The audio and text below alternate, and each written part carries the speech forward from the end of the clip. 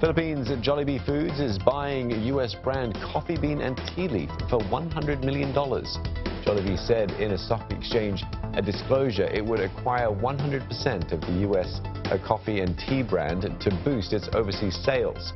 It is partnering a Vietnamese company to expand into Vietnam in a joint venture deal. Jollibee operates the largest fast food chain in the Philippines with over 3,000 restaurants.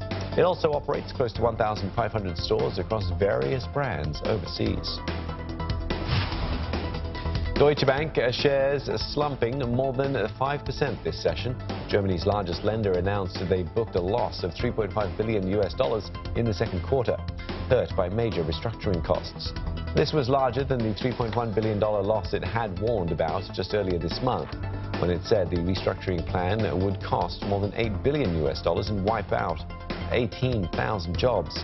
Deutsche plans to retreat from most share trading activities and refocus on its German and European roots.